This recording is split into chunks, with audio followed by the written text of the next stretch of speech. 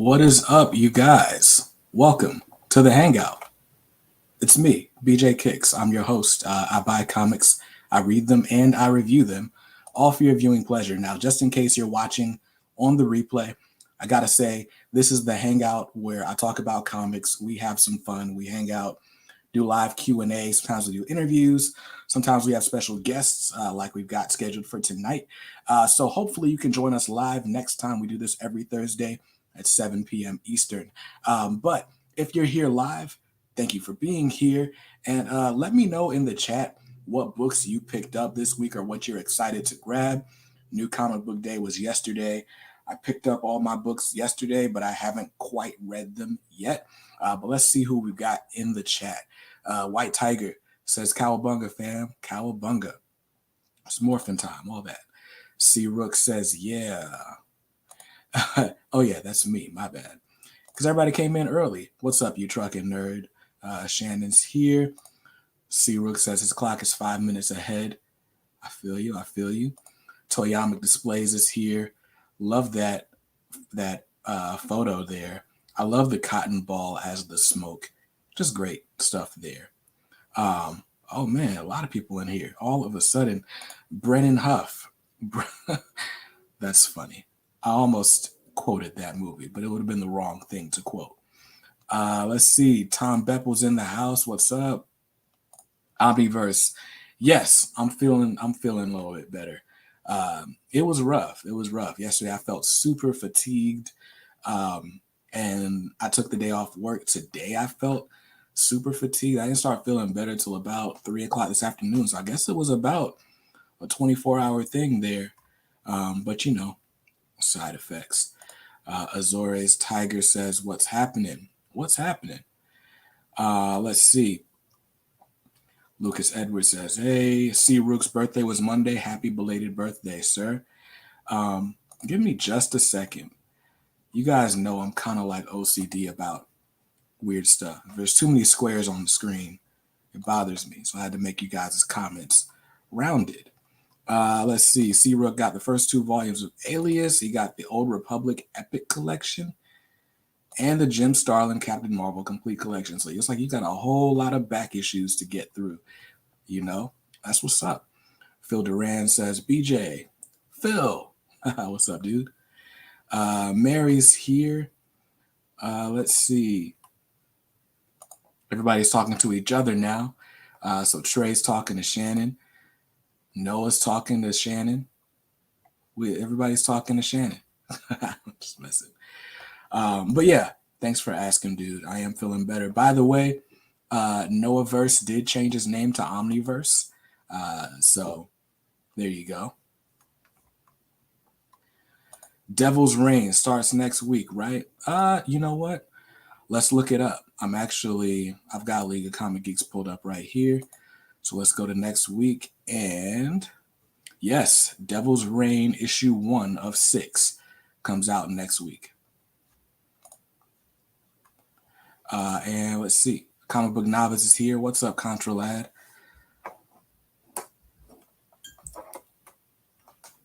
But yeah, so what else are you guys reading this week? Have you picked up this week's books? What we got going on here? Trey still talking to Shannon. It's Christmas soon. How was the Americans' Thanksgiving? My Thanksgiving was pretty good, man. I can't complain.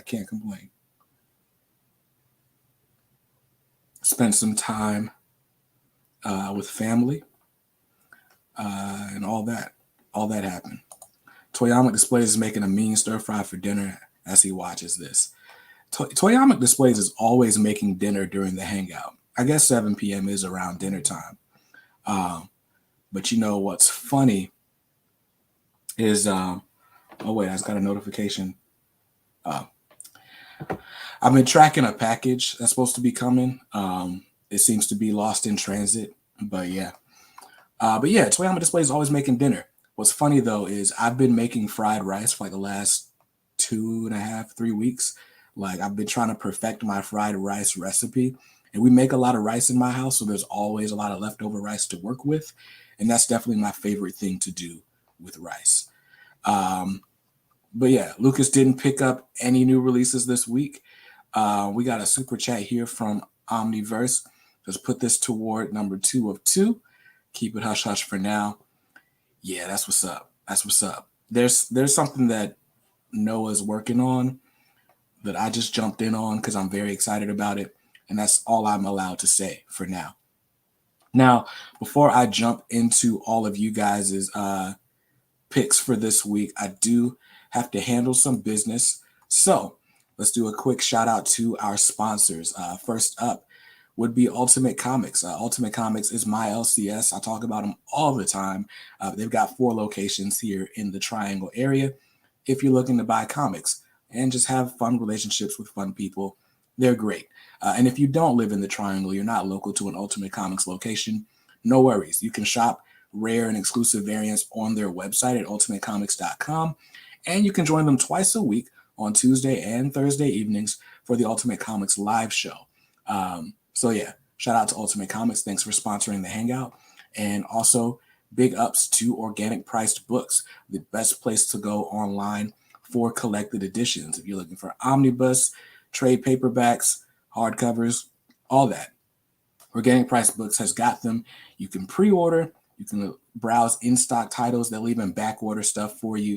If they back-order, it'll arrive in 1 to 2 weeks. It's always a great experience. They package their books like as if there's going to be an explosion at any given time. And they ship really quickly. You place an order today, chances are your order ships tomorrow, which is more than I can say for a lot of places. So shout out to Organic Price Books. If you're interested in purchasing from Organic Price Books, be sure to use my discount code at checkout and you'll save $2. Just say my name. But yeah, so now that the business has been handled, let's get this weird empty frame off the screen. Let's go back and see what you guys are reading this week. It looks like a lot of you guys, Azorius Tiger said he's reading X titles. I got, what came out this week? I picked up my books just a second ago. So I've got Marauders and Trial of Magneto. Those are the X titles I got this week. Haven't read either of those yet. Haven't read any of my Marvel books. I got stuck on DC annuals. Let's see. But a comic book novice says the Robin Annual is definitely his favorite book this week so far. That's a really good one. Phil Duran's pick of the week is the Me You Love in the Dark, issue number 5. I'm late to that series, and I still need issue number 3. I bought 4 and 5 last night, but they didn't have issue 3 in my shop. So I'll probably read that digitally just so I can read it. I heard great story or great things about it, and Scotty Young's great, so I like it. Oh, we got our guest is here. So give me a second here. Oh, wait. Just left the screen, so I'll wait till he gets back. Let's see. All right, cool. We're all good. So I told you guys sometimes we have special guests, and today is no different. This guy has the same name as me, which is wild. There's a lot of us with the same name, actually. But anyway, this dude, I'm going to let him tell you a little bit more about himself. What's up, Brandon from Comics? Yo, what's going on, BJ? I'm so sorry I'm late. I thought it was 8 Eastern time. So I got the schedule changed. See, like I changed my name for you right there. The Brando. That's funny. A lot of people call me Brando. It was kind of a comic community nickname. So word. That's what's up. So a little bit about me, if you want. Yeah, tell them about yourself and what you do on your channel. So my name is Brandon. Obviously, we got Brandon and Brandon. If you guys want to talk about which one's much better looking, we can do that another day. But we know. But okay, on my channel, we do a lot of weekly comic book reviews. On Monday, we have weekly wrap up with someone who's in the Discord as well, Bryce. It's my co-host. We've been doing that show for about 25 episodes. Will be this Monday. So that's been a lot of fun. We just talk about every book that came out this week. Sometimes we have special creator guests on the show popping in and out. That's really fun. And then we have Creators Corner where I take a creator in the industry and I talk to them, get to know their backstory, get to know their current work. I've interviewed people such as Wills Portacio, Jim Lee, Bob Layton, Marv Wolfman. I can probably say this now. I have Roy Thomas coming on in January, so that's going to be really exciting. Jam DeMattis will be on this Saturday if anyone's interested at 11 Eastern time, AM, not PM. And then other than that, we have Credits on Infinite Rants, which is the show where we just take a comic book conversation and make it into like a podcast. We explored a little bit more. We recently just did our top 5 X-Men artists. We've talked about spotlighted certain writers, talked about like what they've done. So we talked about James Tynion before, what he's done prior to Something Is Killing the Children. It's really getting more knowledge out there. Then we have Archives, which is where we take a trade paperback collected edition and we recap, review it. We talk all about it, and then that comes out every Friday. That's just a drop. So we have a lot of content coming out. Creators Corners whenever. Crisis on Infinite Rant is 1 p.m. Eastern time every Wednesday. Nice. So as you can see, they got a lot going on at Comics Kings.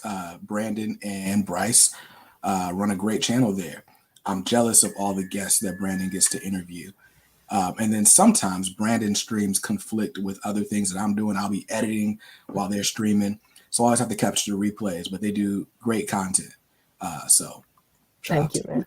Thank you, man, for sure. Sometimes, like this show, sometimes it's like I'll either be on someone else's show or I'll be, sometimes Thursday is my off day and I'll just straight up be sleeping. Right. I'll get off work and I'll be like, Thursday's like my Mondays sometimes because the weekends I'm always busy. Thursdays, like I'll get home from work and I'll just crash. That's what I was just doing, by the way. I feel you. So we've got a super chat here from You Chuck and Nerd. He says, think comics are cool, awesome, fantastic. Nope. Comics are dope.com. Enough said. Much appreciated. Thank you, sir. So for those who don't know, I did recently launch a website called comicsaredope.com. It's going to be the destination for long-form comic book reviews and analysis, as well as helping you keep track of new releases so you know what comes out every week. I do have a newsletter. It's called This Week in Comics. The first one came out on Monday, where I kind of give you 3 books to look out for this week, a few books that are on final order cutoff so you don't miss out. You can call your comic shop and order them. And then I'll recap some comic book news that came out. Just, an easy way to get comic book fandom, nerd news in your inbox without having to go search for it. Let's see. So Comic Book Novice says #Brandon Gang. Oh, yes, sir. We gotta do like a Brandon show. We gotta call like the 3 Bs. Right. I'm thinking of starting like just a Brandon chat in the Discord and making it locked so only people whose name is Brandon can even see it. Right? That'd be kind of lit though. We got chat for everything. We got like a lifting chat, which a basketball chat, but like my Clippers kind of suck, so I never talk in there. Yo, LeBron just came off protocol. That's the quickest protocol lifting. Right? But he'll be ready to face your Clippers on Friday. Didn't that get moved to something just got moved to a primetime slot. I think it was like the Suns game on the Clippers. And I was like, that's just not a team that I want to play again right now. Right. I don't know what happened to the Clippers, man. They fell apart in the playoffs and just haven't been the same since. It's weird because the thing about the Clippers is their defense is so good, but their offense relied on either corner threes or a big man down low. But here's the thing, like years ago when they had, or 2 years ago, 3 years ago when they had Harrell, he was never really big enough to like go against Gobert, go against any of the other centers in the West. Who was out there? Even Dwight Howard destroyed. Is there no swearing allowed on this channel? You're good. No. I try to keep it to a minimum, No one, in case there's family watching. Right. Or, kids. That's what I mean. No one really cared. No one really cared for it. Yeah. So I was like, okay, you got bullied. And then Zubac came in, but then Ibaka played better than Zubac. Batum was great off the bench. Man was great off the bench. But George kind of struggled, and then Kawhi got hurt, and that was kind of like the narrative of the past season. And then Beverly took a stupid foul and lost the playoffs for us. Like, you're an idiot. So, y'all were acting like Beverly was like the best thing since like. Oh no, I loved Beverly. I loved Beverly simply because he had no problem shutting someone down. The Christmas game against LeBron, where he completely just stuffed his shot. I mean, I won $50 off that play alone, so I was very happy with Beverly there. But you better than me. I never bet on sports. I don't bet on anything. To be real with you. Like, Oh. I barely bet in the stock market. I'll But, sometimes bet. I haven't bet much this year just because like I haven't been following it as much. But the year before, I bet football a good amount.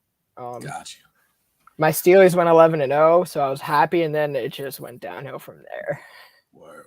Let me jump in this chat before I get completely overwhelmed with you guys. Comments. Toyama displays, Trey. If you're in North Carolina, if you're in the Raleigh area, they are doing a toy swap at Cro-Mag Toys this Saturday. I'm going to try to stop by. I have not been able to make it to any of their toy swaps because they haven't been in Raleigh. But this one is a toy swap and a toy drive. And so you can come donate to Toys for Tots from 1 p.m. to 5 p.m. If I am there, if I'm able to make it there, I will drop off some bookmarks. So then that'll be the only place you can get those because they don't even have them at Ultimate Comics anymore. And I'm running really low. And once these are gone, they're gone. I'm going to do a whole different design. So now I kind of have to go and deliver these bookmarks in case y'all are looking for them. Let's see. What else we got going on? Let's see. Okay, you guys are still telling me who you or what you've read this week. Some of you guys grabbed Geiger. The Geiger trade is out this week. I started reading that to review it, and then I got behind in the review. Geiger's great. I love the art. I only read the first issue so far. Yeah. It's really weird from in my collection, my reading journey. Jeff Johns, when I came in, was just finishing New 52, and that wasn't the end of his Justice League. Wasn't the best thing ever. And then I was excited for 3 Jokers that just didn't come out for a long time. Doomsday Clock, which had a great 4 issues and went so downhill. So I never really got like pure Jeff Johns writing at his best. Geiger's Jeff Johns is probably one of his better projects, I would say. Word. Let's see. So Wheelchair Superheroes here. What's up, dude? Let's see. C. Rook is telling Shannon that he's the most generous dude ever. Shannon's a great dude. If you guys have not watched the You Truckin' Nerd channel, if you haven't seen it yet, I would encourage you all to go subscribe. He basically travels around the country on his 18-wheeler and stops at different comic shops everywhere he goes. The most recent episode that I watched, he went into this store where it's basically like this dude collecting stuff. And the guy doesn't even really want to sell the stuff. He just has it. He had like props from Gremlins movie. Like there's all kinds of stuff. So anyway, Shannon stops at a different store every week in a different state most times. And it's really cool to see like different shops around the world. Because I know I'm not traveling right now. Let's see. C. Rook says he's a kid and he loves swearing. We need the pointless cursing on the wholesome live stream. Can't have pointless cursing. I try not to, but when I get riled up. Yeah, I feel you. It's a hard habit to break too, especially if you get riled up easily. Azores Tiger. Azores. It's got the bionic arm, fists, and 100. He's trying to pull a Ray Fisher on you. Oh, is that what that is? That's what I always thought. That makes sense. Cyborg. Let's see. Blaine's been reading Uncanny X-Men, the Dark Phoenix saga. That's what's up. JT says Station. Station, JT. So somebody tell me, what is Station? Okay, so Station means to be excellent to each other. Could be a way to greet someone, but the pure essence of it, it means to be excellent. It's from Bill and Ted. So it all started with pop culture philosophers, Robbie. I don't know if anyone's watched his show. He runs a very great show. And he always says Station. Us in the PCP Army Bad Batch, we always say Station. It means to be excellent, so that's really what we believe in when we go into other live streams and we're talking to other people in the community. We always like to support each other. Saying Station, being excellent to each other is like reminding everyone, let's keep a positive, healthy environment. Got you. So Station, BJ. Station. Do I have to do it like this? It's a right hand, left over, and then like a slight lead, Okay. Yeah, kind of like you're trying to like hit the folks, but it's like with the Station. Folks. This is when I find out how old I am. Yep. Folks, and I was like, what the heck does that even mean? I don't know, but people in the chat should know. I'm sure it's a dance. Yep.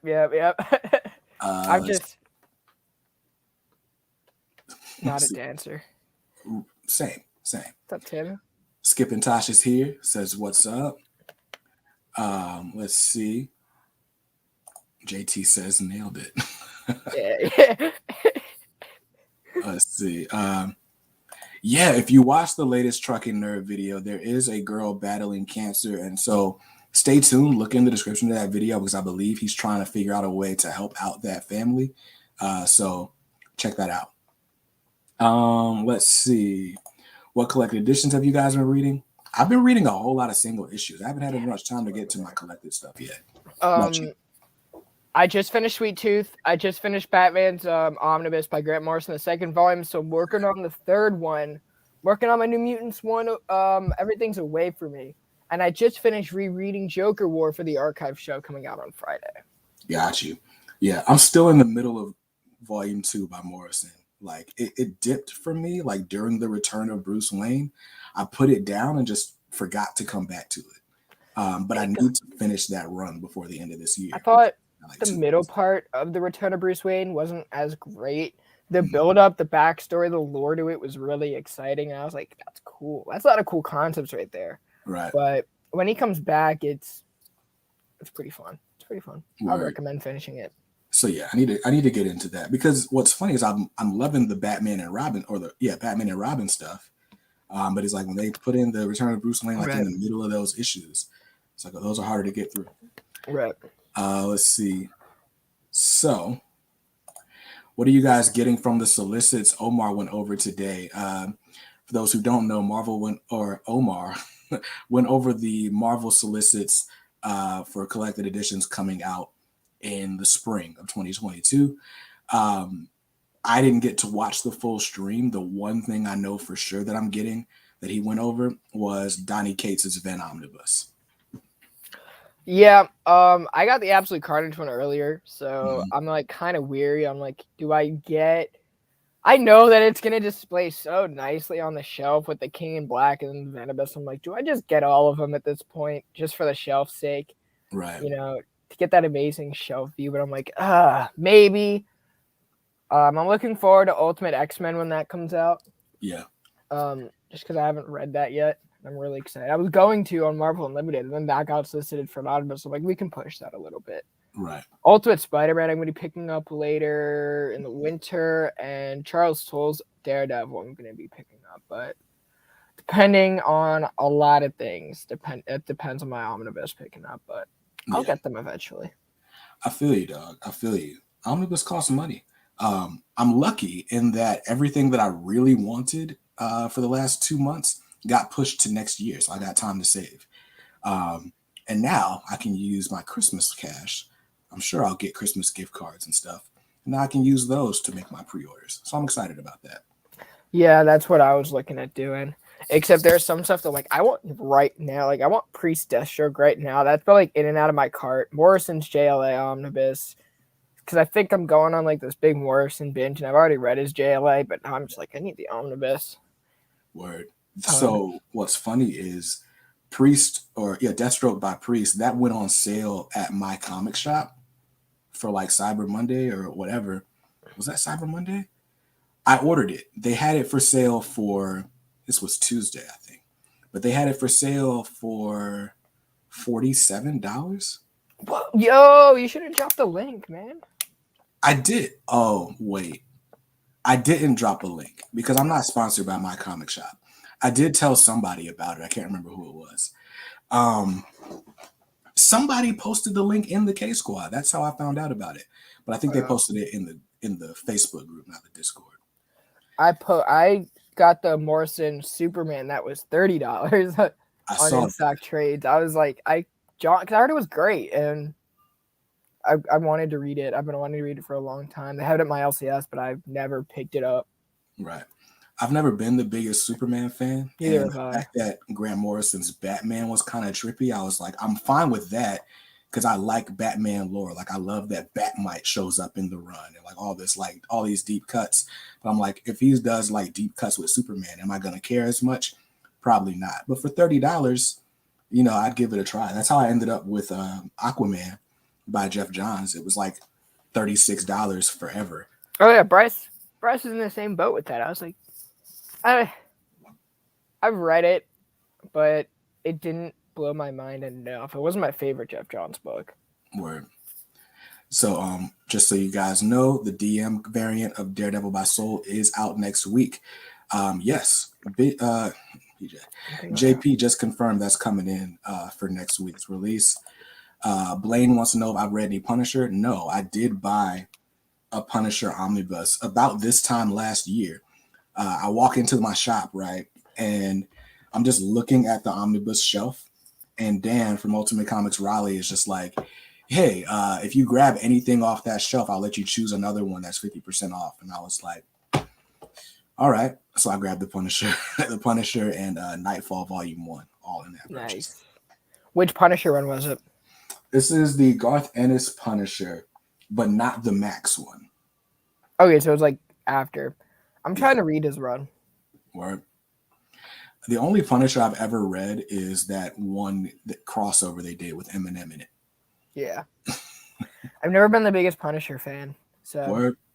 I like the idea of him, like, a vigilante does it, but it's like when you've got Red Hood, you've got Batman, it's like, do I need the Punisher? Not necessarily, but I just think people take what he does too far, or like I don't think people return him back to his core, and it takes a really special writer, especially in today's society. I was talking about that a little bit in the Discord. Is there's a reason why Punisher doesn't have a book out right now is because of a lot of political controversy surrounding the character and real world things. It's like something Marvel doesn't want to even tap into in their comics. So right.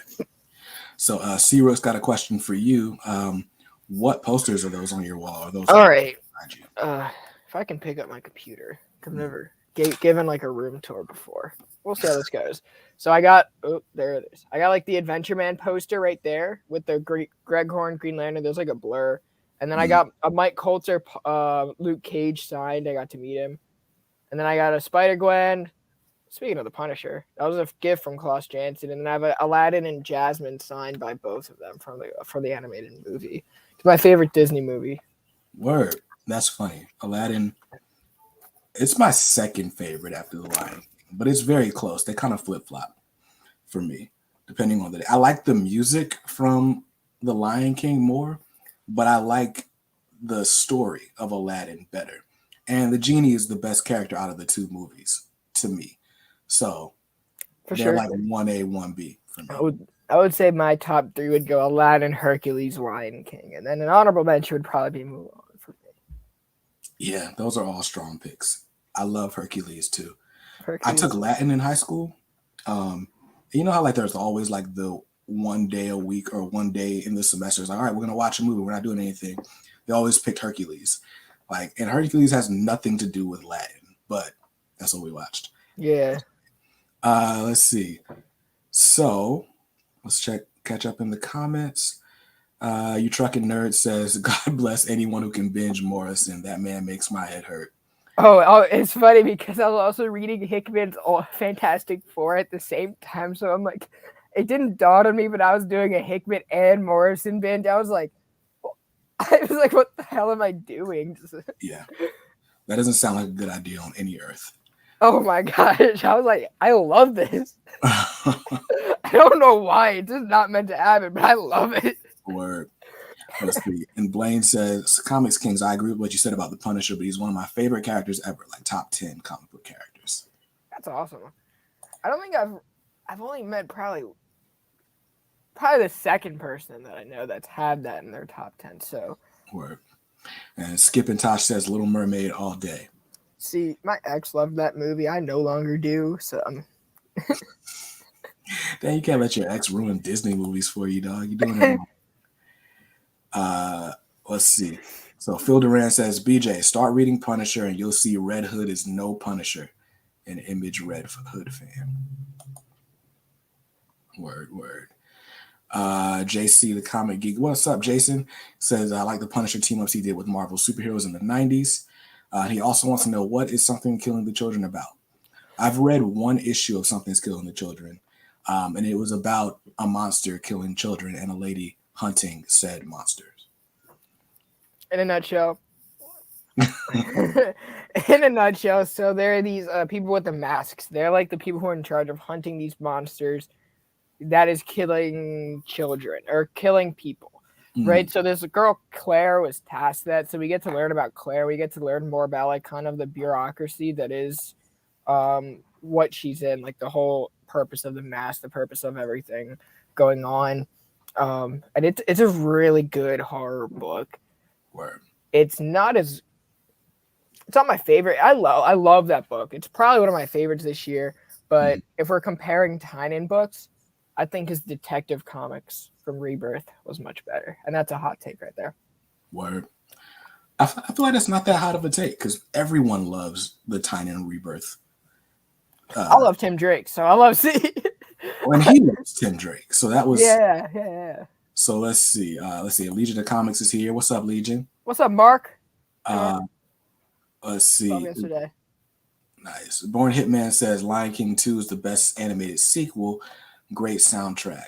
I agree with that. The zebra, and Deception, Disgrace, like that's really all you need in a Disney sequel. Like you need the one great song, and Jungle Book 2 was pretty fire. Where I don't know if I remember Jungle Book 2, but I feel like you need the one hit song in a Disney sequel, and they had two in the Lion King 2. They had He Lives in You, and then they had the Deception Disgrace joint, and that's it. That took it over the edge for me. Let's see. You Truckin' Nerd is Team Bambi. Oh, my bad goes through so many bowls of tears. We just watched in my house. We did family movie night a couple weeks ago. We watched The Fox and the Hound.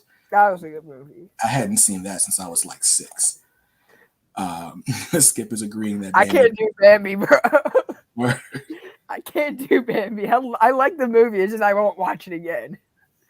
Bambi, I didn't finish when I was a kid, and I never revisited as an adult. I probably should. Because all of those Disney movies are a lot shorter than they seemed last week or when I was little, so I'll probably revisit that. Hashtag, I eat too much meat not to be a hypocrite about Bambi. Do you eat deer meat? I mean, I know I don't know if he's located like Montana or that's a thing up there. In like Colorado. It's a thing up there. So got you. Let's see. The Order of St. George versus kids' imaginations that have manifested. I think he's talking about something Skeleton Children. Got you. And Legion of Comics wants to make it clear that he's here for you and not me. I was gonna be here for Bryce, but he went to sleep because I guess that's what happens to Duke fans. But right. Listen, it's tough. Best Disney movie is obviously the live action remake of Mulan. Totally didn't have a really Listen, I'm not getting into it. Did anyone see the Beauty and the Beast live action? That was the better live action. Probably the best live action. Yeah. Between Lion King, Aladdin, Beauty and the Beast, and Mulan. Jungle Book. The Jungle Book was really good. They had Dumbo and A Lady and the Tramp. I liked Lady and the Tramp. I wasn't a big fan of Dumbo, either the live action or the animated. But Beauty and the Beast is probably the most well done out of them all. Aladdin is... Aladdin was garbage. The live action Aladdin was hot garbage. I liked Will Smith in Aladdin, but I didn't really like the movie like that. Well, that's because they paid him so much. They gave him the spotlight. They gave him all the good costumes, all the good lines. Notice how everyone's line was so cheesy, whatever. Something I'd see on Cartoon Network if I turn on Adventure Time or something, whatever. But that wasn't it. I saw a think piece that was like. The live action Aladdin was the Hitch sequel that we asked for and never got. And I'm like, that's hilarious. But hey, Beauty and the Beast had my wife in there. So if you guys need backstage secrets, I'll be very happy to talk to Emma in a little bit. Word. Tim Sheeran says, anyone remember the Brave Little Toaster? What? I don't remember that. I do. And its sequel The Brave Little Toaster Goes to Mars, which was great. Alice in Wonderland live action is the best. I don't remember if I even saw that one. But yeah, so first of all, have you picked up this week's books and have you read any of them so far? Nope. But I'll show you my stack. Okay. Sheesh. Sheesh. What's that on the bottom? The Wonder Woman joint? Yep. I wasn't even going to buy it, but then I saw the cover and then I thumbed through it and I was like, this art is amazing. I'll just grab it. Like, I was already over budget. If you guys saw what I'm getting this week, I was already at like $81.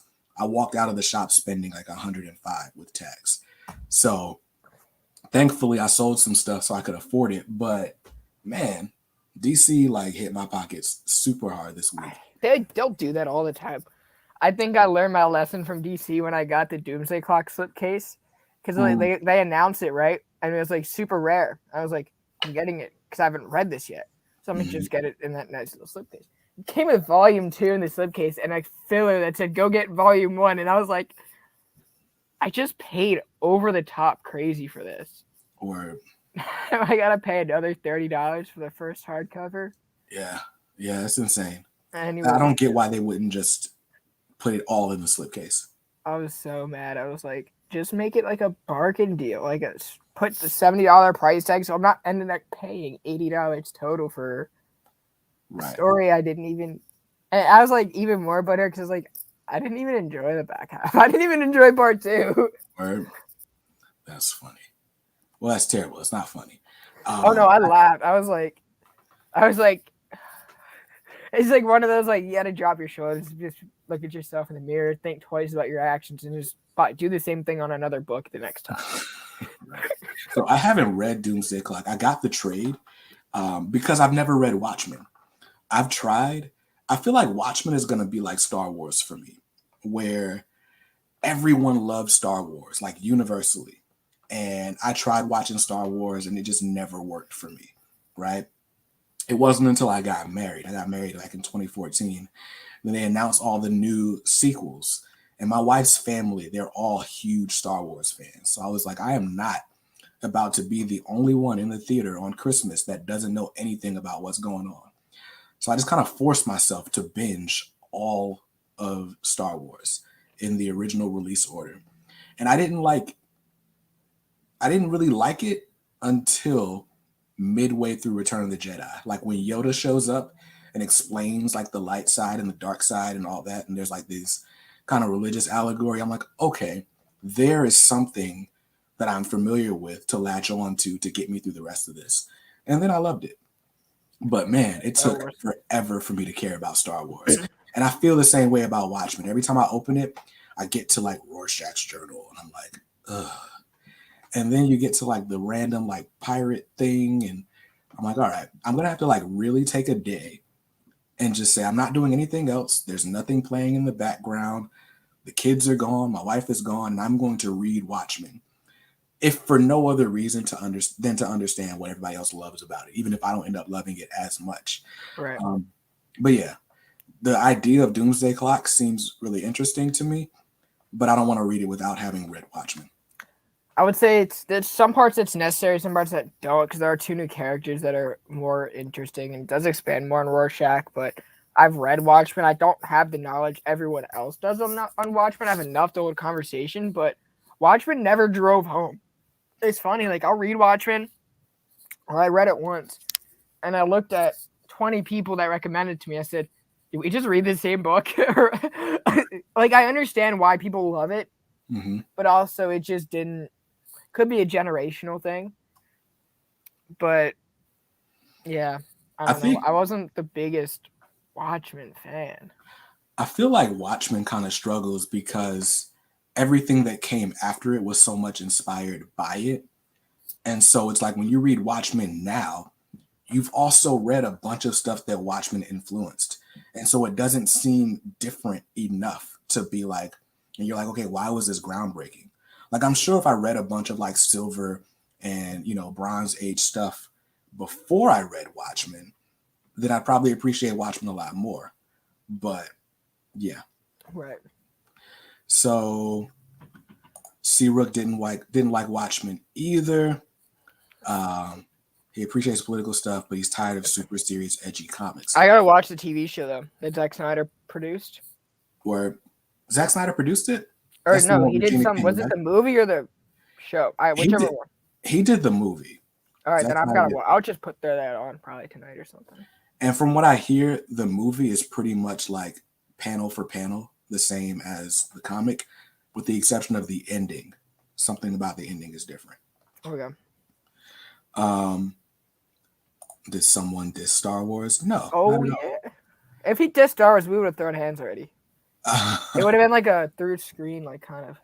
That's funny.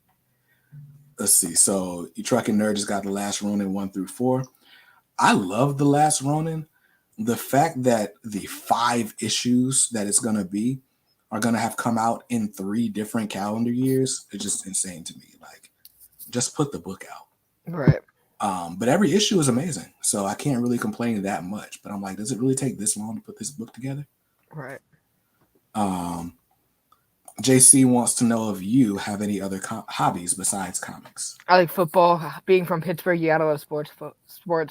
From Pittsburgh, there's that. I like playing basketball. I can't really do so right now just due to medical reasons. So that's kind of been on a hiatus for the past 6 months. So, I've had a few hip surgeries. So I had to take a break from basketball. I returned, and then I figured out I need to have another surgery this time on my back. So I'm kind of planning that out. I found that out today of what I need to do to get the surgery. So we're gonna be doing that. Other than that, I like football. I like comic books. I love writing. And then I like talking to people. I like listening to music. And I'm trying to get into watching movies and like TV shows, being better about that. And I know Bryce is always pushing me for that as well. Word. So before comics, I've always had like these like super intense hobbies that just take all of my time, right? Like, so I used to be like a big sneakerhead, and so that's like monitoring like the release schedules and waking up mad early on Saturday, trying 18 different websites to get the pair you want. All that. I was into beat making, and with beat making, because I made sample based beats. So beat making is super time consuming because it's like you spend all day listening to records to find the one that really speaks to you. And then you make like the most amazing beat ever.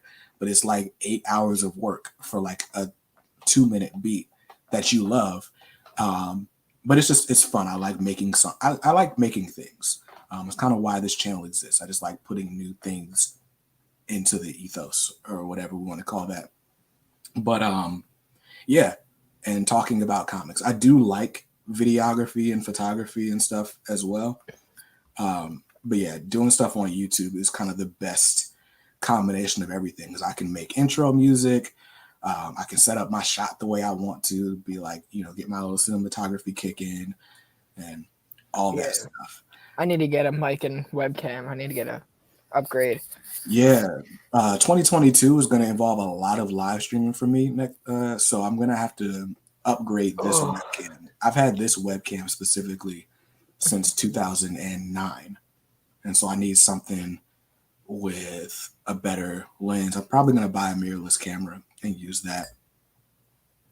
And I probably do want to upgrade this mic. This mic isn't the best for like podcasting. I need to get a dynamic mic. Yeah, I got to get all that stuff that I just don't know. I need to ask people what to get. Right.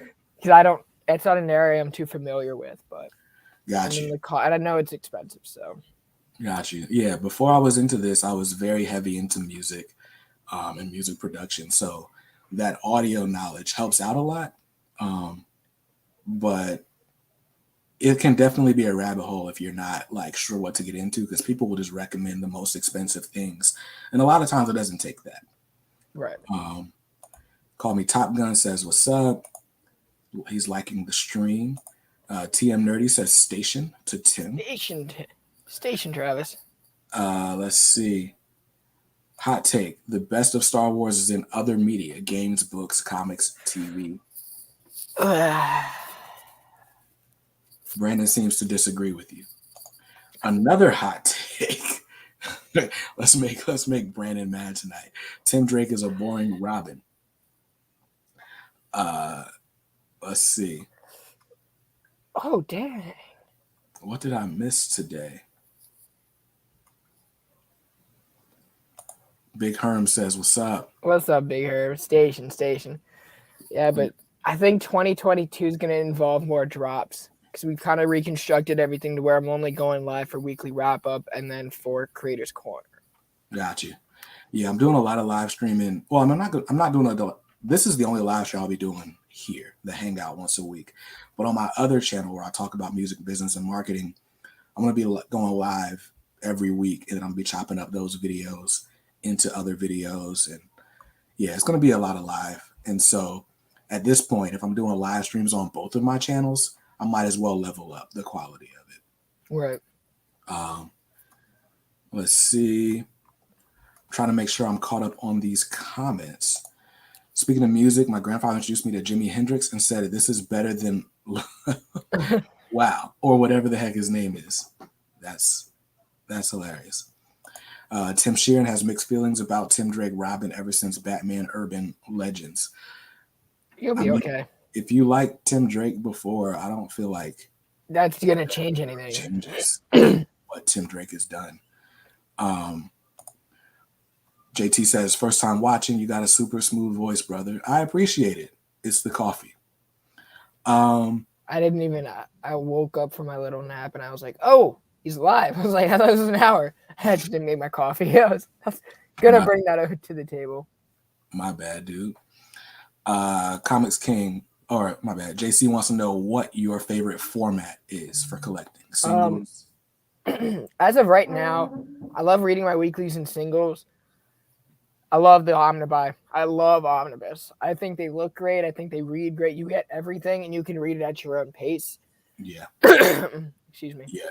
I recently did a video about why I love buying single issues, but by far my favorite to collect is the Omnibus format. It looks better on shelves. It's more accessible. My whole goal is build this whole library, right, later on for when we can all make this, because Comics Kings is going to take us a lot further. We're going to be here for years to come, and we haven't even hit a year yet, and we've already been doing a lot of ambitious things in the YouTube community. Right. So my whole goal one day is just to combine everything in this big studio, and we'll have a library section. So I definitely want to have as many Omnibus and trade paperbacks there. Right. Because that's usually sometimes my preferred reading for a series that I've missed. If something's coming out, I'll pick up the single issue. But I'll go back and buy it in trade paperback. If I really loved it, I'll probably go back and buy the Omnibus as well. Come on, you're tough. Right. Yeah, I typically with singles, I like to stay on top of them and read them as they're coming out. If I get too far behind, I've done this several times. I'll just buy it digitally and read it digitally rather than fussing with the bag and board and taking it back out of the box, putting it back in the box. Once I got them, I like to file them away pretty quickly. So if I get too far behind, that's when it's I got to drop some titles because I don't want to be fumbling with all these books. I got stacks over here, as you can see. Right. Oh, no, I got a huge stack right here. I'm sitting on 3 hardcovers, then 1 Omnibus, 2, 3, 4, 5, 6, and another 2 hardcovers, and a few more Omnibus that I already have bookmarks in.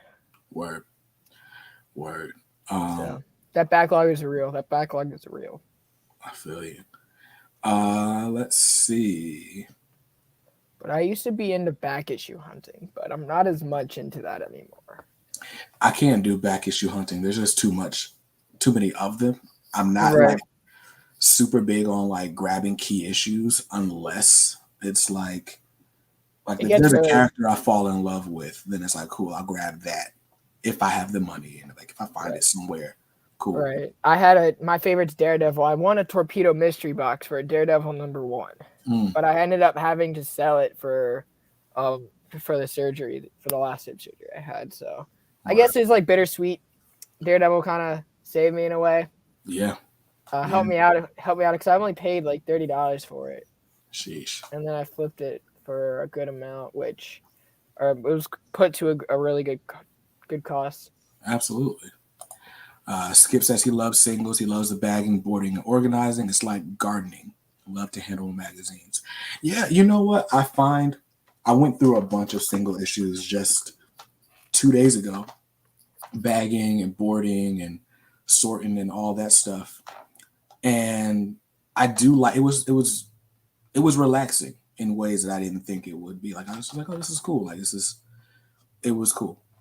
So I can get the comparison to gardening, because there are definitely people that love to be like in their yard. I'm not that, but I enjoyed bagging. Yeah. C Rook's making fun of me, so I'm not into back issue hunting. Meanwhile, BJ's Milestone shortbacks. That's different because the Milestone comics don't have collected editions until February when they release their first compendium. So for a lot of this, the only way to read it is to go back issue hunting. And so It's one of the few exceptions I'll make. I'm like 10 books away from having every comic with a Milestone Media logo on it. And that's exciting. Let's see. 100%. I think back issues really for me was like, oh, I love the history of it. I love opening it up. Mm-hmm. But then like I look at what I'm a fan of. I'm like Silver Age, Fantastic Four, X-Men. You didn't do yourself Daredevil. You didn't do yourself any favors. Pick something else. Right. Right. It's just too much. It's too much. I got a few Silver Age covers of Kirby's Fantastic Four, and I'm like, this is great. But I'm like, oh, but it racks up. Yeah, the dude that runs the warehouse for the comic shop I work at, he's got a full run of Fantastic Four Silver Age and a full run of Silver Age X-Men. But it's like he had to work in a comic shop all his life to acquire that. Yeah. Like, you know? Right. So let's talk about it. It says, I watch all your videos on what I'm getting. Notice you have a list of releases as well as what has been pushed back. Where do you get this info so I can shop with a plan? Several places. Most notably, I watch, or for collected editions, I watch all the collected editions guys, but I just read through Marvel previews.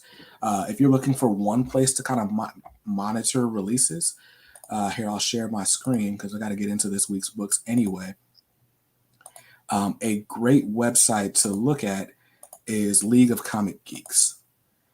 And basically this will show you like all the books coming out this week, and they've got like several weeks in advance. You can filter them, so you can do trades, hardcovers. The only thing is it's community sourced information. And sometimes it's not accurate, especially here recently where they've got so many books being pushed back due to printing errors and shipping delays and all that type of stuff. But League of Comic Geeks is a great website. Previews World is also good, but Previews World is run by Diamond. And when a publisher drops off Diamond, Previews World suddenly does not care whether or not they populate their release dates as quickly or as accurately.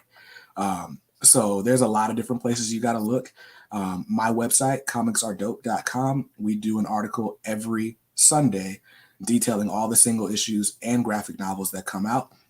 So you can also go to comicsaredope.com to find that if you're not looking crazy far in advance.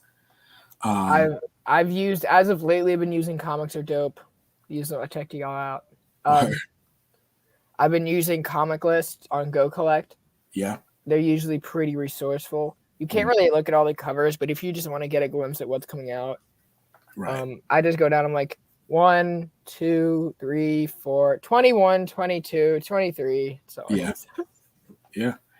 Nerd Newsstand is here. What's up, Tristan? That's good. What's up? JC says he hates that you can't display floppies on a shelf like you can with a book. I would have been a frame. True, but there's not enough wall space. That's my issue. Nerdette says League of Comic Geeks is the best. I like it. Oh, Call Me Top Gun says, did the Magneto statue get a winner yet? Thank you for reminding me. So I am giving away this statue This statue, courtesy of Ultimate Comics Raleigh. And the way to win this statue was for you to, let me take myself, put it back on the screen. So the way for you to win that statue was you had to join the waiting list for comicsaredope.com. And you had to do that before the website went live on Black Friday. And so I actually exported all the lists, all the people. There are 167 people who signed up before the deadline. Out of those 167, 157 of you followed instructions and put your name as well. So you 157 people are eligible, and there's no way for me to really do this publicly without like outing everybody's email addresses and stuff. So instead, I've got a random number generator, and give me just a second. I'll pull that back up. You know what we talked about earlier, right? You got the wire transfer, and you know my address for the statue, right? That's funny. We're doing a Tom Brady thing. Right. So, oh wait, let me share this so that you guys know there's no funny business going on.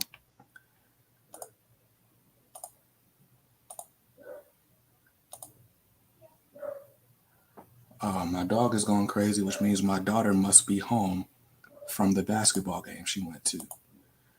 All right. Can you all see the random number generator? Can you? Yeah. I can. Cool. So in my spreadsheet, the number actually starts with 2. The first line is, headers or whatever. So numbers 2 through 158. Brandon, pick a number between 1 and 10 for me. 7. All right. So I'm going to shuffle this 7 times. 1, 2, 3, 4, 5, 6, 7. So number 99. So off screen, I'm going to go and scroll on my spreadsheet. Number 99 on the spreadsheet will be who won the statue. And that is Manny from San Francisco, California. Congratulations to you. You won the Artifacts Magneto statue. So don't worry if you're not watching this live. I have your email address. I can reach out to you. Let me write this down, though. Well, it's a spreadsheet. I can just highlight you. So give me a second. Done. So Manny, once again, congratulations. You won the Magneto statue. I'm going to ship it to you free of charge. All that good stuff. So thanks for being a member of the Comics Are Dope family. Super cool. Super cool. So let me stop sharing my screen. And let's see. Skip says, just changed my name to Manny last night, just in time. That's hilarious. C. Rook says, sorry if he's acting weird. Honestly, there's so many comments. I have no idea what you're talking about. Let's see. What else we got going on? You Trucking Nerd says the last shop I visited the owner had every Iron Man single issue ever. That's awesome. But Iron Man was never a series that really sold, so it's not impossible. There's like probably 3 keys in that book that are manageable. 4. Let's see. So, I mean, other than that first Thanos, you're not really breaking the bank over anything other than number 1. Word. I've never been a big Iron Man fan except in the MCU. I love MCU Iron Man. Everybody's saying congrats to Manny, except whoever's salty. I'm just playing. JT says congrats. So let's talk about. I didn't even do a drum roll. That was super uneventful. JC is saying congrats. Yeah, congrats, Manny. But yeah, so if you did not sign up for the mailing list at comicsaredope.com, what that does get you is the This Week in Comics newsletter that I send out every Monday. And then I do random surprises and giveaways because I like doing stuff like that. So definitely go to comicsaredope.com, and when the mailing list pops up, put your info in there. It's fun. So now I'm gonna get to these DC Comics reviews. I'm gonna keep them spoiler free because Brandon's here, and also because I don't like spoiling anything the week of release. I appreciate that, BJ. Yeah, no problem. So I didn't get to all of the books this week. I read the Nightwing Annual, I read the Detective Comics Annual, I read the Robin Annual, and I thumbed through the Batman Annual. So this is definitely like a Batman heavy thing here. So let me do this. I'm gonna go to my pull list on League of Comic Geeks. Shout out to them for not sponsoring this video. And let's do this. So out of the books that I've read, I did pick up Spider-Man. I haven't read it yet. I'm excited to get to it though, because the last issue, Spider-Man is like, it's weird for me because it's like, it's boring. And then like the last 3 pages will happen and you're like, oh snap, what's going to happen next? Every time is how it goes, is how that goes for me. But yeah, so I'm excited to get to Spider-Man. But the story of this week was absolutely the DC annuals. I will give a quick spotlight to Hardware Season 1, issue number 3, since that's the only book that's not a DC annual that I read this week. And this is actually my pick of the week so far. This series is just super well done. I did a whole stream a couple weeks ago about the Milestone Returns titles so far and what I thought of them. Hardware is my favorite of them. If you've never read the original Milestone books, this is a great one to jump into. They're all brand new starting points. It's a reboot of the whole universe.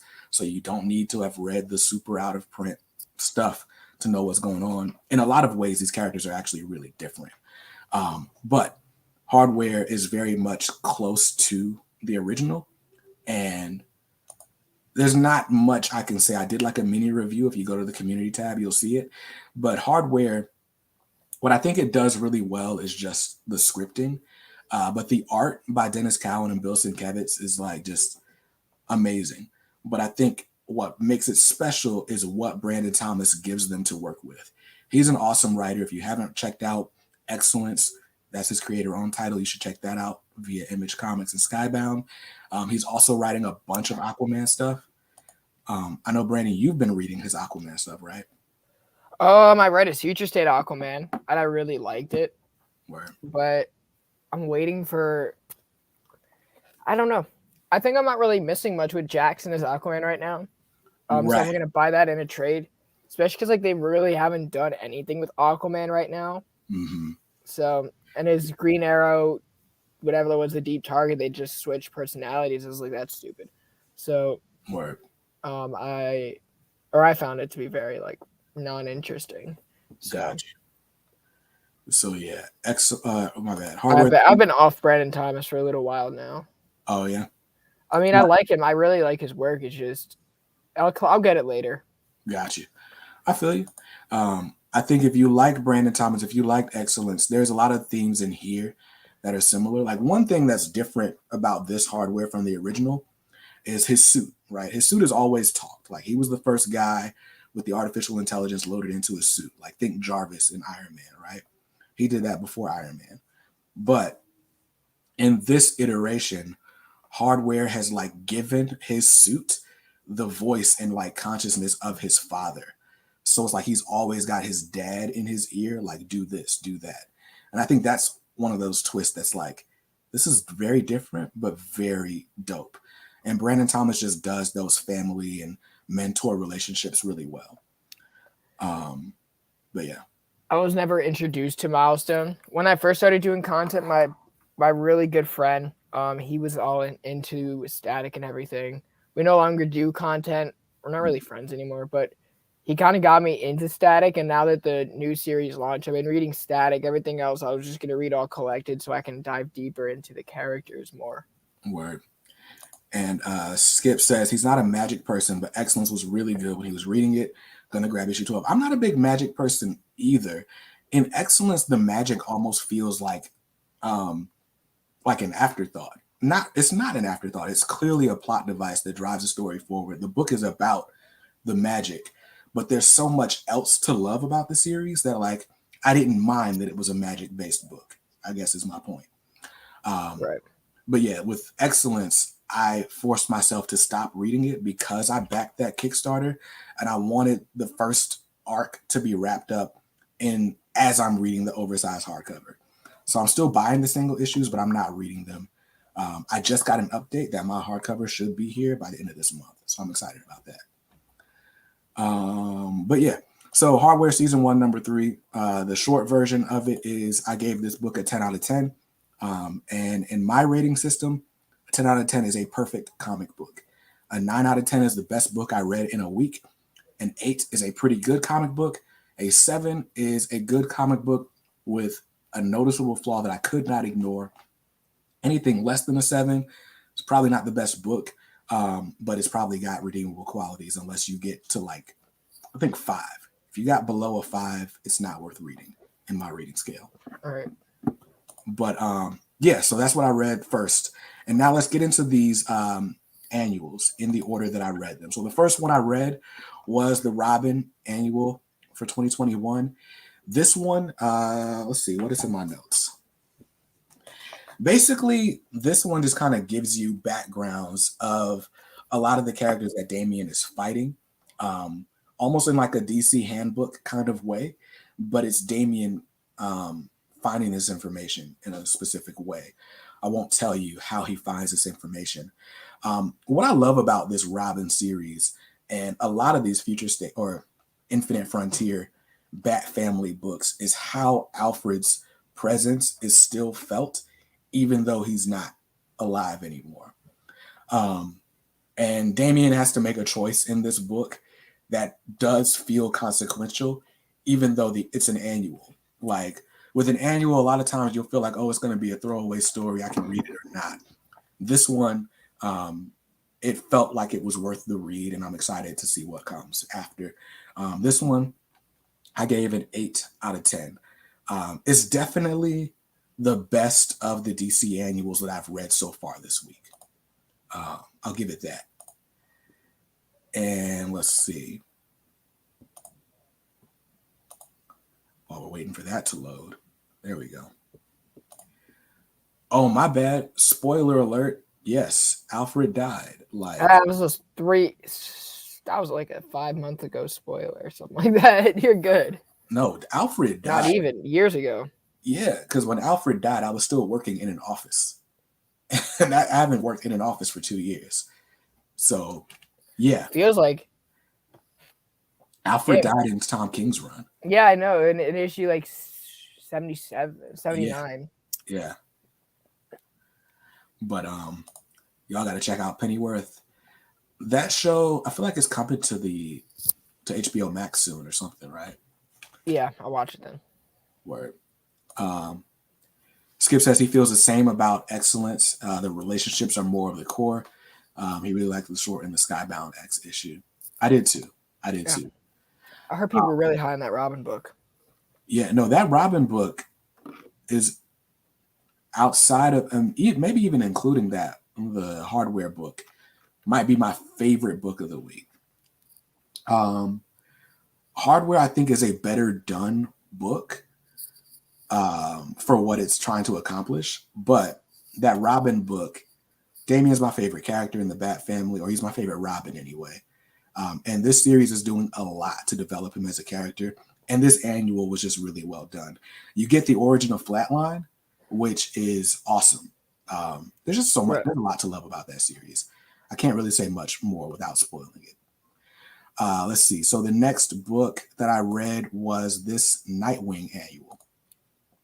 This is very much a Nightwing and Red Hood annual. A lot of times when you see featuring Red Hood, you're thinking it's going to be a backup story. No. Dick Grayson and Jason Todd are, co-headliners here. They're in this story. Basically, it opens up with seemingly Jason Todd killing someone, and Nightwing's got to solve that mystery with Jason in tow. That's really all I can say about that. What I loved about this issue, though, is that it shows how instrumental Dick was in Jason Todd's training as a Robin. It shows the impact they had on each other during that time period. And I mean, if there's one thing Tom Taylor does really well is it's establishing like family relationships. Like you care about every character because of the way they care about each other in every book that Tom Taylor writes. And this one's no different. So I really liked it. And again, this book like does a great job of you really, if you're a Batman fan, a Bat Family fan, you still feel the presence of Alfred, and you understand like how much of an impact he's made on all these people's lives. I feel like as far as the case that they have to solve, the ending of this book is kind of predictable, but the journey to get to that ending was really good. So I gave this one like an 8. My visceral reaction was an 8 on this book as well. Yeah, Nightwing's been really solid. I'm excited to check this out. I picked it up, definitely. He's my favorite DC character. I always like seeing their dynamic because they're like polar opposites. So I'm excited to see what this one has in store. Yeah. We haven't seen Red Hood in continuity in a long time. True. Let's see. So Nightwing has been great. Ben Uncle's just popped in here saying what's up. He's got the baby on his chest, and his wife's eating dinner, and then they're gonna switch. I know how that goes. My wife's got the baby while I'm on stream, and as soon as I get off, I'm on baby duty for the night. Let's see. And then now you guys are just talking to each other. Cool. But yeah, this Nightwing book, like I said, it really establishes the Bat family as family. And I think that's an underrated aspect of the Batman mythos. When you think of Batman, you think about like this dark and brooding dude or whatever. But then you think about some of the people that he's kind of raised, right? You think of Dick Grayson, Jason Todd, Damian, Barbara to a lesser extent. And you think about the types of people that they are. And it's like, well, how do they end up being those people if Bruce Wayne is their father figure? Right. And in a lot of ways, the answer to that is Alfred. And I think that is an underrated fact. I agree with you 100%. Word. So yeah, that was the Nightwing Annual. I did not get to the Joker Annual yet. And the last book that I read right before the stream was the Batman Annual from 2021. This one, I haven't read all the way yet. And it's written by James Tynion with artwork by Ricardo Lopez Ortiz. It's very much manga-inspired art, as you can see from the cover. And what turned me off to this book was specifically the lettering style. Like the lettering was harder for me to read quickly. And so I was like, you know what? I'm going to go through this later. But it's very much a Ghostmaker story. Like, this might as well have been Ghostmaker Annual 2021. That's what they've been doing with all of their like backup stories. Right. So this was the one that I was like, based on what I'm looking at, like as I'm thumbing through it, this was the one book from the week so far that I was like, I could have done without it. But I do like the art, and I'm interested in taking my time to get through the story. How are you feeling about it as you're thumbing through it? I was looking at the lettering, like specifically. Yeah. The lettering is a little jarring. Mm-hmm. This looks like a lot of kaiju monster art, I would say, or it looks like it belongs in a Nintendo game. I don't know. I just like Super Mario like screaming at me, but like, okay, I don't know if you guys ever how well you know your Mario characters, but like this panel right here, that's not a spoiler. It looks like those crocodile people, like those from Mario. You know what I'm talking about? Like the dude, the big crocodile with the diaper. You know, that I don't know. That's really played a lot of Mario back in my early days. Word. I was always a PlayStation kid, so I never got Mario games because they were Nintendo exclusive. All I really know from Mario is Bowser and Princess Peach and Toad, the mushroom dude. Yeah, we all know Toad. Toad's a homie. But just flipping through that book, I'm not really the biggest fan of Ghostmaker just because it's a trope we've seen before. Mm-hmm. Yeah. But we've seen it with Hush. We've seen it with the Court of Owls, like a piece of Bruce's past coming back to haunt him. Ooh, I'm not really buying it because he hasn't done anything that's really attached me. And the fact that Tynion is leaving the Batman book and all the other characters, like Ghostmaker, centered around Batman's history, which that's not really a character. If you want to do that, they're better characters, right? Ra's al Ghul, we started using them, and then all the other characters are so centered to Joker. Yeah. Clown Hunter, Punchline. The only other one that's the exception is Miracle Molly. Yeah. So, yeah, that's true. So the last book that I've read, I forgot about this one, was Detective Comics, the 2021 Annual. And I decided to spotlight this cover because that's the cover that I bought. The reason I bought this book was for this Jason Fabbitt cover.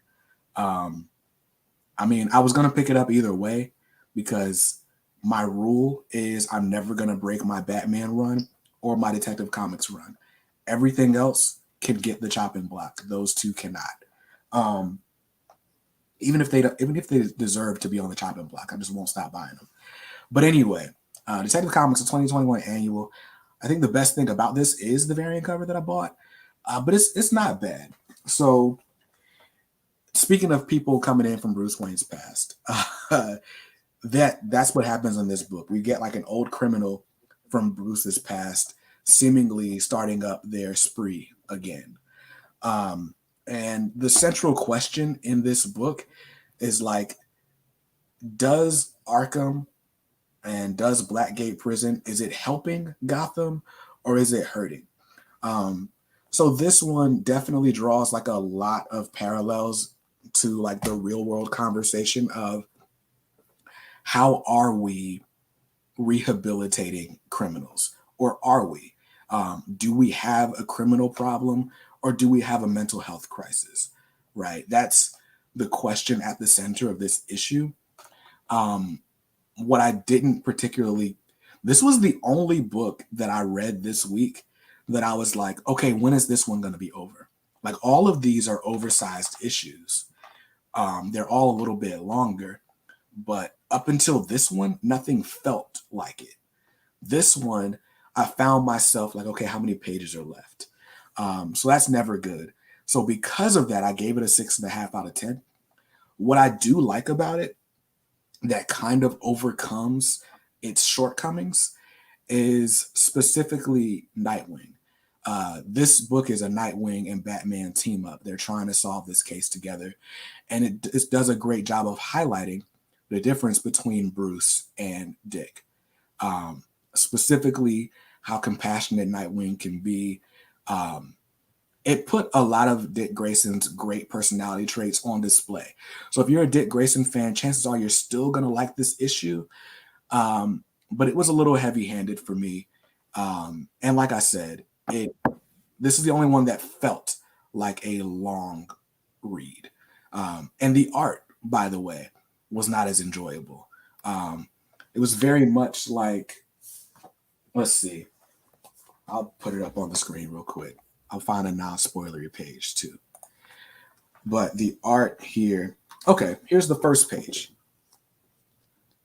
It's very like Gotham Central-esque, like, but just not super well done. I mean, I shouldn't say not well done. It's not the art style that I enjoy. So yeah. So because I wasn't like loving the art and the story felt a bit long, this one was not the easiest for me to get to or get through. But the story was solid overall, I would say. So I give it a 6.5. Yeah. I'm looking through the art right now. Mm-hmm. Yeah, no. That Sunday's bigger than the kid. Yeah. It's definitely like, yeah, it's not. It's not my favorite art style. A lot of the faces aren't super well done. And you know how you can tell like when an artist is kind of mailing it in until they get to like the money shot. Yeah. There are definitely some of those in here where it's like, okay, that looks good. Oh, but you get to like this page of like everything on the floor. Mm, Yeah, I see what you said. Oh no, don't draw Nightwing like that. you're probably looking at the same page I was just thinking about, but I didn't want to show it because I don't want to spoil anything. Okay, I see the one where it. he's taking the selfie? I'm looking. I'm not. Wait. Oh yeah. Shit. Shoot. Yeah. No. Damn. I'm going to get a refund. If you're gonna make me overpay for a stupid annual, at least make it justifiable. Yeah. You know what? You know what some of these people look like? They look like they were characters in the Wild Thornberries. Yeah. That's what this art style looks like Oh sometimes. no. No, that's horrible. Yeah. I mean, I guess all their talent was in that Gotham City Villains Anniversary Giant. Oh yeah. I'm flipping through that right now. All their talent went straight to that book. Word. For sure, I didn't for buy sure. that because DC already hit my pocket super hard with all these annuals. I was already over budget, and that was a $10 book. So I mean, look at this pinup of Talia. This is not a spoiler to pinup, but like, look at that. oh wow. That's by Ken Lashley, who's fantastic. Yo, Ken Lashley is one of my favorite artists. So, I want that print. That up then. Yeah.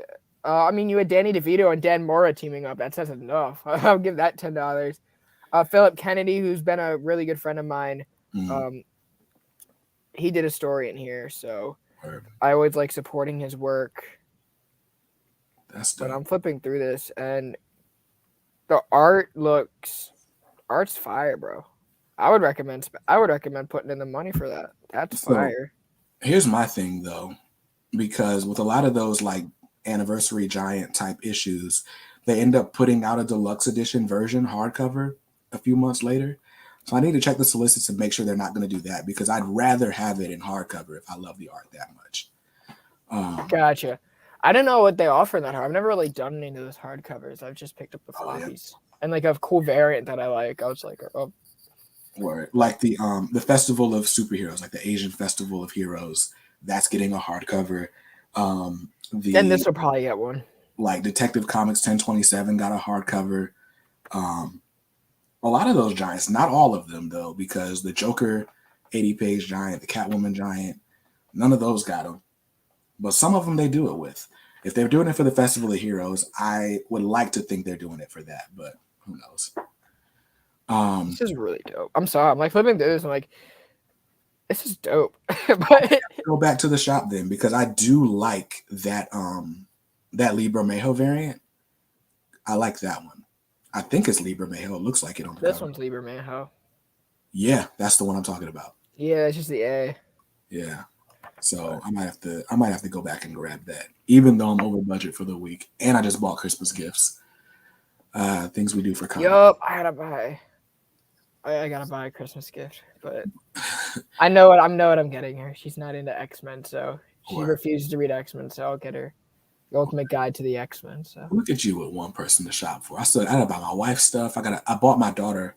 Well, everyone knows her gifts. So. She's not watching this. I bought my daughter a graphic novel that she likes to sneak in to like on these comic book trips with me. Like I'll just walk into the shop and I got her in tow because I bring my daughter everywhere I go. And she just like grabs stuff. She doesn't look at prices or nothing. And then it's like I always feel bad because I'm coming and grabbing this huge stack. And I'm like, no, put that one book away. So she ends up getting everything she wants. But I told her to put this one book back yesterday, and then I went back and bought it today. So that's the Christmas gift. Look at you, man. No, I already did my Christmas shopping. So. Word.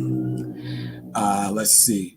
Havoc. Yes, they did a competition for Milestone with artists and writers. It was called the Milestone Initiative.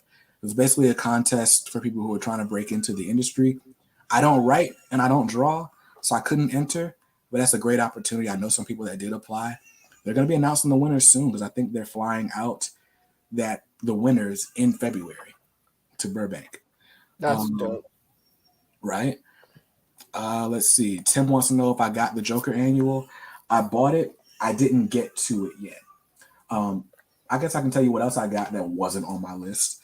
I got the Justice League Dark Annual. Yep. I was just intrigued by the fact that it finally got its own book and it's not a backup story in the Justice League Annual. I got the Joker Annual. I'm excited to read this. I got this. Let me spotlight myself. Got this Wonder Woman Historia of the Amazons. This apparently is a title that was in the works for a very long time, like for years. And so I got that. And I also went back to the shop and bought Justice League Incarnate. I bought this today because I did like Infinite Frontier, the event by Josh Williamson, and this is basically part 2 of that. I wasn't going to buy it because I was already over budget, but I bought it anyway. So there's that. On the Marvel side, I haven't read any of my Marvel books yet, but I got Spider-Man issue 80, and I bought Venom number 2. I don't know. This Venom number, I'm going to give it 3 issues, but number 1 didn't grab me as much as I thought it would. So hopefully number 2 is good. I got Marauders number 26. Cool Iceman cover there. Trial of Magneto number 4. I just found out this is a 5-issue miniseries, not 4. How are you feeling about Trial of Magneto, Brandon? It's weird. That book's so weird because X Factor wasn't selling, and Leah had a. This is what I know from the book, because I had Leah on the show, and she kind of talked about this a little bit. Right. It was supposed to be another arc in X Factor, but she pitched this idea, and they really liked it enough to give it its own title. Basically, what it means is, we want this to actually sell, so let's give it its own title. Because X Factor wasn't selling until that last issue. Mm-hmm. That got like that huge spec alert from people, and then this came out, and instead of like Trial of Magneto, it's more of a shift of Wanda's status quo. It's still dealing with the ramifications of her character from House of M and how she's still portrayed as like this big monstrous villain. Mm-hmm. So this is her in another plane. So it's like, well, what happened to her after House of M? Right? What affected her as a person? How does it affect her powers? So this is her learning about a different avenue in what her powers involve in. Word. That was kind of like where she is now in like this ancestral plane. When she comes out of that, we're gonna see that, I believe, in this issue and the following. But I like it for the story. I like the art. Lucas Wernick's a good artist, but the second issue is garbage. I'll say that much. But I'm enjoying it because I like Wanda's character, and I'm over like the House of M and everything because like I like that event, but it's like I'm not gonna hold Umbrella over the character forever. Right. But I liked it. I'm enjoying it. I'm ready for this issue. So. Got you. So I didn't start reading comics till 2019. So I haven't read the House of M. I haven't really read it. My first X-Men was House of X, Powers of 10. So all of my knowledge of the X-Men, besides like the animated show and whatever comic book YouTubers I watch, that's where it comes from. Oh, I appreciate you. Okay. But yeah, so I know the House of M was a big deal because they referenced it in House of X. And I get that, Scarlet Witch is kind of viewed as like a big bad, or like at the worst or at the best, like a stain. She wasn't even accepted in the front door for a long time. Right. So I'm curious to see how that's handled in this. But as far as it being this whole trial and all that, I kind of lost interest because Inferno came out and Magneto is clearly front and center in Inferno. So it's like, okay, the series clearly isn't all that consequential. So I just kind of dropped it on the reading list to get to other things that were moving the plot more important. Or Inferno's the book. Inferno's the main event. Yeah, Inferno's awesome. So another book I got this week. This is Black Cotton issue number 6. This was supposed to come out weeks ago. But Lunar just never shipped it. But it's here. It's written by Patrick Foreman and Brian Hawkins with art by Marco Perugini. It's a great book. The art's in black and white. The only knock I have against this miniseries, which is not a miniseries, it's actually getting an issue 7 in February, if I'm not mistaken. The only knock I have on it is because of the art style. sometimes it's hard to tell people apart from each other. You got to pay a lot of close attention to like the outfits and stuff. But I was able to read an advanced copy of this. This first arc wraps up really well. The first 6 issues are great. It's coming out in trade, I believe, in January. You can pre-order it on Amazon now. I've got a link in the description. But it's one of my favorite series of the year. It's definitely top 5 indies for me. Teenage Mutant Ninja Turtles 123 out this week. I grabbed both covers because I forgot the A cover was even in my stack. I don't go over my stack at the comic shop anymore because I do a pretty good job, I think, of kind of cutting down my pull list and telling the shop what I want and stuff. But every now and then I forget and something just makes its way. I just go up there and swipe the card. Maybe I shouldn't do that, but that's what I do. Let's see. Firepower number 18, the last issue for a while. I'm excited. I'm still getting caught up on this. I'm on issue 12 right now. So I got a whole, trades worth to get through. Thankfully, I have a few months before the next issue comes out. Spawn 324. This was a cover buy, but I also just support Spawn on principle. Like, Spawn is $2.99. They got these cardstock covers. There's always great art in Spawn. Although, this one definitely looks rushed in some places. But in general, Spawn's usually one of the best looking books on shelves, one of the best quality as far as paper and stuff.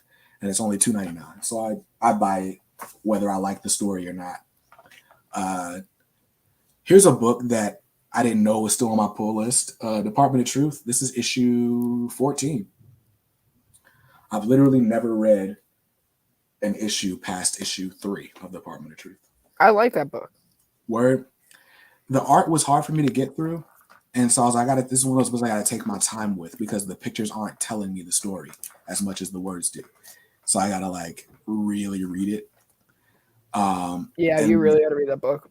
Right. And then I did get the Me You Love in the Dark, specifically because Rock and Robbie says this was one of the best series of the year. Oh, yeah. So I grabbed issues 4 and 5. If somebody's got a line on issue 3, that's the only one I need to complete the set. I'll check my LCS and I'll shoot you a DM. Cool. Much appreciated. TM Nerdy says that cover of Spawn is amazing. It's the one I picked up as well. Yeah, it's kind of an homage to Batman 423, which I thought was cool. Yeah, for sure, man. And it's also interesting because, 324, 423, you just invert it. I thought that was an interesting way to homage a book because it's not right there in front of your face, but it is there. You Truckin' Nerd just got the Hoxpox hardcover for $15 at the Ultimate Comics live show. Way to haggle them, because $15 for the hardcover. I think you got the trade. But either way, great deal. That's still a good deal. I don't care what you got. Right, great deal for that book. Ghostmaker has a lot of potential. They need a solo shot for him. I don't trust Ghostmaker in the hands of anyone who's not named James Tynion. Even in the hands of James Tynion, he's like a decent character at best. He's not anyone to drive home. Right. I don't need someone else to pick up that character. For example, Far Sector has picked up Joe Mullen. Far Sector introduced Joe Mullen, and now Joe Mullen is one of the main characters in Green Lantern. And I feel like Green Lantern is adding to her as a character, even though it's a different writer on her. I don't feel like Ghostmaker is going to get more depth just because someone else picked him up. Right. The book wouldn't sell. I mean, if he would have sold, they would have had a Ghostmaker annual instead of the Batman annual. Let's see. Somebody wants to know how Alfred died. Read the book. Spoilers from 2 years ago. Bane killed him. Bane snapped his neck in front of Damian. Right. Now, Punchline, on the other hand, I think Punchline has been established well enough to where someone else could pick up the threads and she could be at the very least, a good recurring character in a Batman book. I don't know that she needs her own series, though. Here's my big thing. Once Tynan leaves, if you're not getting rid of these characters, this is where I see them going. Punchline will be the main villain in the Harley book. She won't have a glass ceiling higher than Harley, I don't think. Because even if she gets out of the Joker's footsteps, she's still attached to that universe so thick and thin. I don't think she'll ever be able to get out of Joker's shadow. So that means Harley is just going to be her glass ceiling. I think her character was made with a shelf life. As cool as her character is, and I think the best thing about her character is just her concept. Yeah. I enjoy her as a character, but what sets Miracle Molly for me, I think Miracle Molly has a lot more to give, especially the fact that she can be that Oracle person once Batgirl gets in the field. I think Miracle Molly will be the next Oracle. Clown Hunter will go to Bloodhaven with Dick Grayson, and then Ghostmaker will end up being the mentor for what's in the new Batman that John Ridley's doing. I think when he's still there, I think he'll kind of blend in there. If you want to make what John Ridley's doing kind of more canon and more like noteworthy to pay attention to, but I think that would be a good way to make everything. But I'm not really sold on all these, unlike Clown Hunter or Punchline, because they're just so attached to Joker, and people are in such a. I'm waiting to see how Joker ends and how, because they'll obviously come full circle. Yeah, absolutely. You're tracking there. The said MSRP was $40. Yeah, because the Hoxpox trade is just a really thick trade. But either way, I don't care if it's paperback. That's a great story, and that's a great way for you to read it. So do so. Let's see. BJ or Comics Kings, do you all pay cover price for trades? Oh, those Crocs with diapers must be from Donkey Kong Country. Oh, yeah. But no, I do not pay cover price for trades. You know why? Because I get all my trades at organic priced books, the best place to look for collected editions.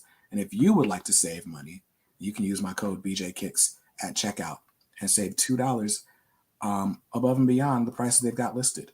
So go to organicpricebooks.com, buy your trade paperbacks, buy your omnis. Don't pay retail. There's no reason to pay retail in this day and age. I pay through my LCS sometimes. And even with my LCS, I get a 10% discount as a subscriber. Right. So, I mean, I buy stuff from my LCS too.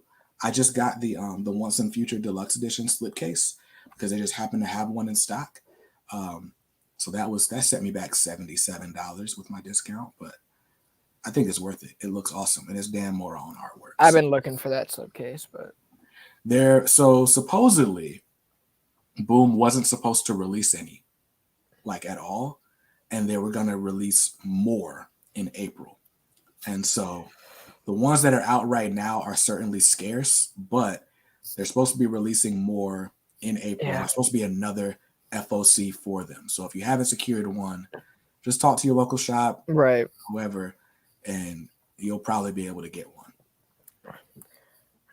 I'm not the biggest Ross Ritchie fan. I just think he's been pulling a lot of schemy stuff lately. So I've been really unattracted to anything that he's been doing with FOC and everything. So who's worse in your opinion? Is it Ross Ritchie with Boom, or is it the guys at Bad Idea?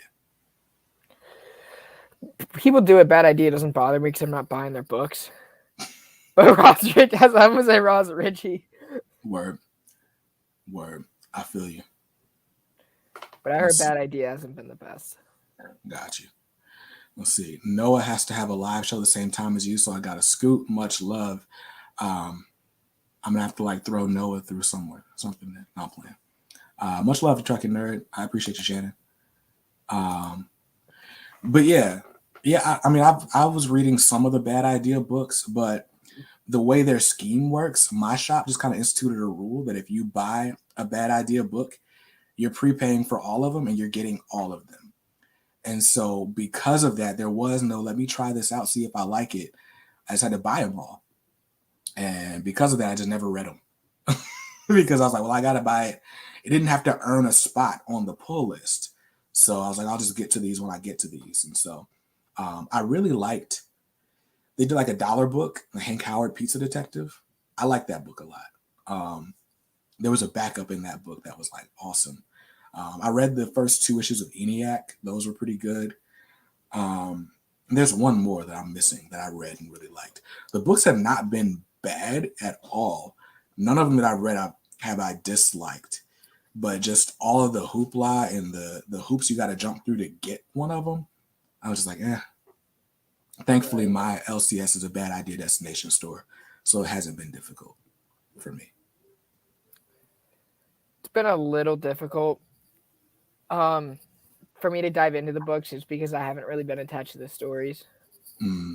And everyone like goes crazy when people like go crazy about like a certain book that's printed like a high print run, or like they're automatically already solicited for a second printing. I'm like, okay.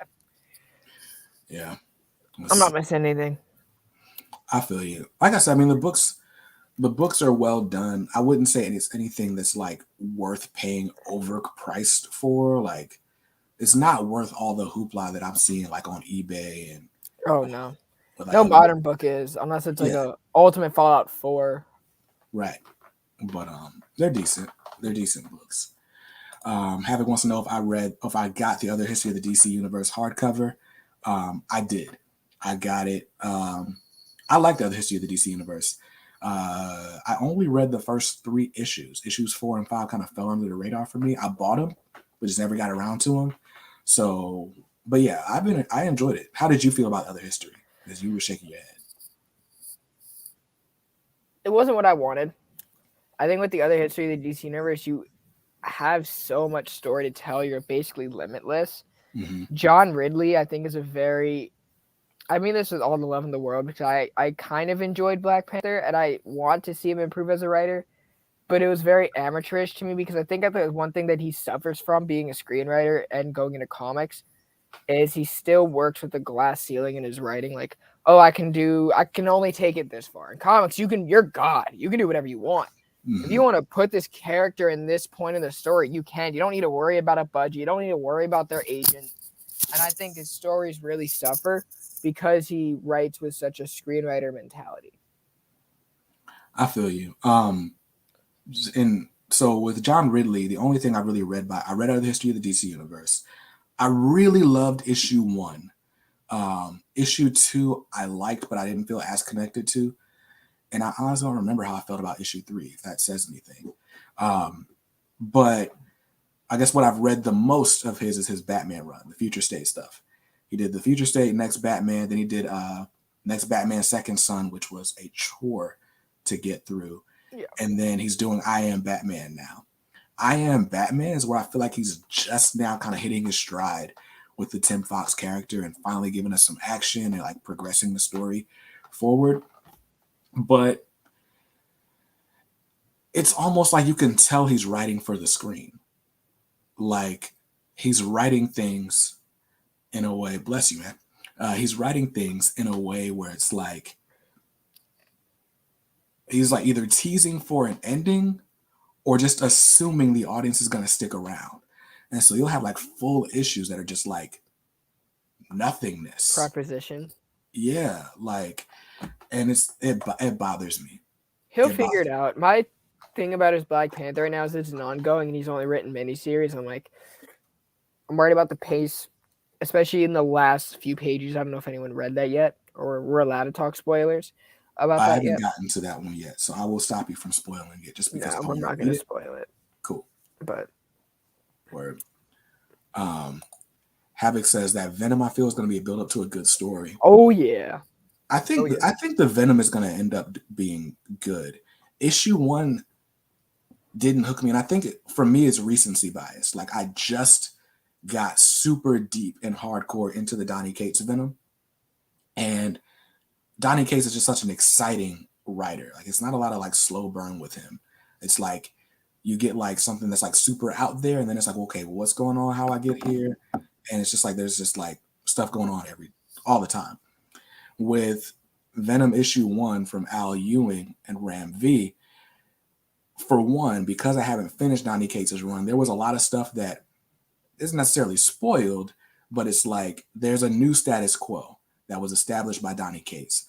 And all issue 1 of this Venom did was make me want to figure out how we got to the status quo. It wasn't like, when's the next issue? It was like, dang, I gotta find what I missed out on, because this doesn't seem as exciting as what I was reading before. And that's how I felt about it. Right. I like this book. I think it's involving a lot of sci-fi concepts, and I'm pretty well versed in Al Ewing's work to really like it. So, got you. And maybe that's the thing. I'm not a huge sci-fi fan. I've not read anything by Al Ewing because the titles that he's written typically are titles that I hadn't been interested in. So, I can tell with the way you would viewed Star Wars, you weren't big into sci-fi. Yeah. I did like Alien. I did not read Alien. Or did you ever watch the movie? So when my daughter was in the hospital, she was born premature. She's good. I have to say that because people don't know. No, I was born premature too. So same.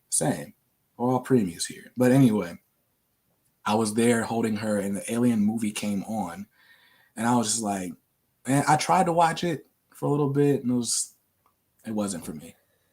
I love that movie so much. Yeah, it wasn't for me. Havoc, good luck. I hope you win I hope you get selected for the Milestone Initiative. I think that would be dope to meet Reggie Hudlin and Dennis Cowan and kind of get some behind the scenes info on the industry. And if you do have a goal of being in the industry long term, I hope this gives you the connections that you need. So yeah, good luck. How long do the hangout shows usually go for? It's supposed to be over now. So this is all back chat. We can back chat for a little while, but yeah, I try to end it about an hour and a half. Sometimes I go over. Yeah. If I go 2 hours, I'm like just talking too much. But yeah. So yeah, that was all I had to talk about. I showed you the books that I read so far, what I thought about them. You got anything else you want to remind the people about before we dip? Archives coming out this Friday. So what's today? Thursday. Tomorrow we're going to be talking about Joker Wars. So it's talking about James Tynion because he is leaving the book. We wanted to highlight what is the most famous Batman project, I would say, of this modern era of his run, Joker War. And then Saturday I'm going to be live with James DeMatteis. Sorry, we're going to be talking about Ben Reilly. If you don't know, DeMatteis, he's the one who really elevated him in the 90s, and he's returning to Marvel. He did Kraven's Last Hunt. He's iconic writer, legend. I'm excited to talk to him. And then a weekly wrap up every Monday with Bryce at 8 p.m. Eastern Time. That's the live show where we talk about books that come out over the past week. We review them and let you know what we thought about them. We also have a movie segment that Bryce is forcing me to do, very much against my will. I just watched Step Brothers last week, so I really liked that. Yeah, BJ, did we just become best friends? Yep. So, and then other than that, Christ on Infinite Rants with Stefan Missing Link drops every Wednesday, 1 p.m. Eastern Time, and then Creators Corner whenever I schedule it, Archives every Friday. So that's our posting schedule. If you guys want to check us out, we're about to hit 500 soon, so it'll happen. I'm excited for that push because we definitely have a lot of fun stuff in store. Word. And I did put a link to the Comics Kings channel in the description of this video, so check that out. As far as on my end, what do I have coming out? I'm supposed to have my November Omnibus haul coming out tomorrow. I haven't filmed it, so that's probably what I'm going to do when I'm done here. Every Thursday, we do the hangout at 7 p.m. And on every Sunday, you get the What I'm Getting video where I show you what's coming out, or at least what's on my pull list that I'm getting. You can check comicsaredope.com for the full list of new releases every Sunday. You can check back here just about every day for new content. I pretty much post videos every day except Wednesday. So before we head out of here, another special thanks to Ultimate Comics for sponsoring the Hangout. If you're in the Triangle area in North Carolina, you can stop by any one of their 4 locations in Raleigh, Durham, Cary, or their brand new location in the Crabtree Valley Mall. And then shout out to Organic Priced Books. Again, the best place to go online for collected editions. If you decide to make a purchase, you can save an additional $2 by using my name and the coupon code at checkout. So that'll save you some money. Great people, great books. And this has been the Hangout. I appreciate you all. Shout out to Tim. Shout out to Bryce. Shout out to Havoc. You guys feel free to have a conversation. Well, I guess you can't because I'm about to end this broadcast. But stay nice to each other. Hope you saw something you liked in this video. If not, that's cool. You can always buy what you like. Just make sure you read what you buy and be nice to others, because kindness makes the world go round. Exactly. Be excellent to each other. Station. That's such a weird thing there.